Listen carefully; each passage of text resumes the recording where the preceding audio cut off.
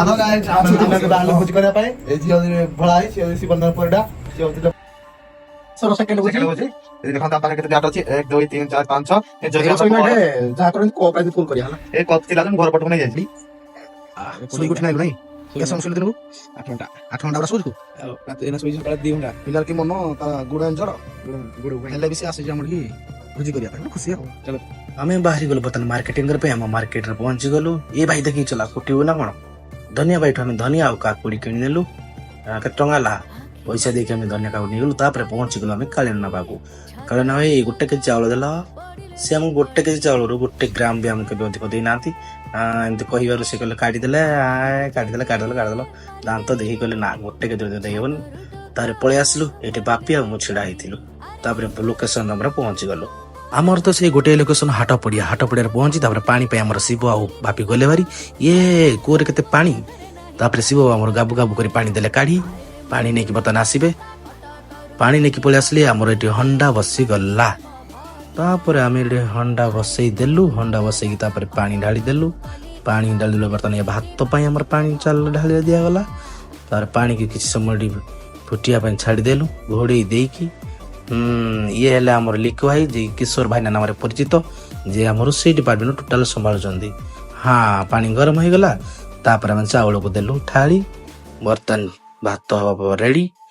ଟକର ମକର ଫୁଟି ଭାତ ହେଇଗଲା ରେଡି ଆଉ ଜଗା ବାବୁ ଆମର ତାଙ୍କ ଡିପାର୍ଟମେଣ୍ଟ କାମକୁ ଆରମ୍ଭ କରିଦେଲେ ପିଆଜ ଆଉ ଟମାଟୋକୁ ତାକୁ କଟାକଟି ଷ୍ଟାର୍ଟ କରିଦେଲେ ଏ ଭାଇ ଟିକେ ଜଲ୍ଦି କାଟେ ଜଗା ବାବୁ ଯେ କି ଆମର ପିଆଜ ଆଉ କଞ୍ଚା ଲଙ୍କା କାଟି କେତେ ସମୟ ଲାଗୁଛି ଭାଇ ତତେ କାଟିବା ପାଇଁ ଜଲ୍ଦି କାଟି ଟିକେ ଆମର ଚିକେନ କରିବା ବୋଲେ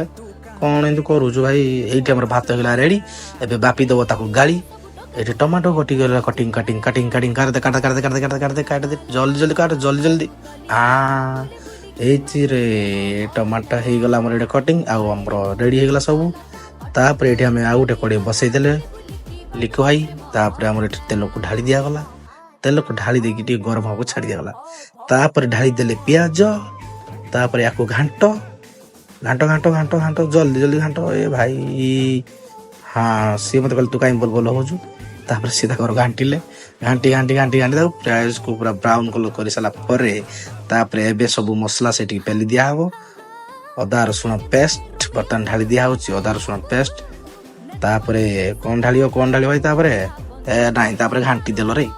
ଘାଣ୍ଟି ଦିଅ ତାପରେ ଲଙ୍କା ଗୁଣ୍ଡ ହଳଦୀ ଗୁଣ୍ଡ ଗରମ ମସଲା ଚିକେନ ମସଲା ସବୁ ପକେଇ ଦିଆଗଲା ତାପରେ ତାକୁ ପିଆଜ ଦେଇକି ପୁରା ଘାଣ୍ଟି ଚକଟି ଦିଆଗଲା ତାପରେ ପାଣି ଦେଇକି ତାକୁ ମସଲାକୁ ପୁରା ସିଝିବା ପାଇଁ ଆମେ 10 ମିନିଟ୍ ତାକୁ ଛାଡ଼ି ଦେଇଦେଲୁ ତାପରେ ମସଲା ପୁଣି ହେଇଗଲା ଆମର ରେଡି ପୁରା ଘାଣ୍ଟି ଦେଲୁ ତାପରେ ଏଠି ଦେଲୁ ନନଭେଜ ମସଲାକୁ ଠେଲି ଶିବାବୁ ଚିପ ଠିକ ସେ ଢାଳି ଦେଲେ ଆମର ନନଭେଜ ମସଲା ତାପରେ ତାକୁ ଘଣ୍ଟା ଦେଲୁ ତାପରେ ପକେଇ ଦେଲୁ ଆମେ ଚିକେନ ପକା ଭାଇ ଜଲ୍ଦି ପକା ଜଲ୍ଦି ରେଡି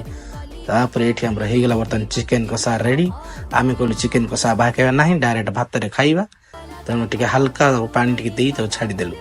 ଆମର ଏଇଠି ବନିଗଲା ବର୍ତ୍ତମାନ ଚିକେନ ଇଏ ହେଲା କିଶୋର ଭାଇନାଙ୍କର ହାତର ଚିକେନ ଯିଏକି ଲିକୁ ଭାଇ ହଉ ବାଢି ଦେଲେ ବର୍ତ୍ତମାନ ଆପଣମାନେ ଭାବୁଥିବେ କାକୁଡି ପିଆଜ ଗଲା କୁଆଡେ ଆଉ ଟିକେ ସମୟ ୱେଟ୍ କରନ୍ତୁ ଆମର ସ୍ପେଶାଲ ଆଇଟମ କାକୁଡି ପିଆଜ ଟମାଟର ଗୋଟେ ଦୋଳି ଆସିଯିବ ତାପରେ ତାକୁ ଆମେ ପିଲା ପେଲି ଦେଇ ଖାଇଦେବେ ଦେଖିବେ ଟିକେ ୱେଟ୍ କର ହାପଡି ଦେଲେ ରେ ହଉ ରହିଲୁ ଆମେ ଖାଇକି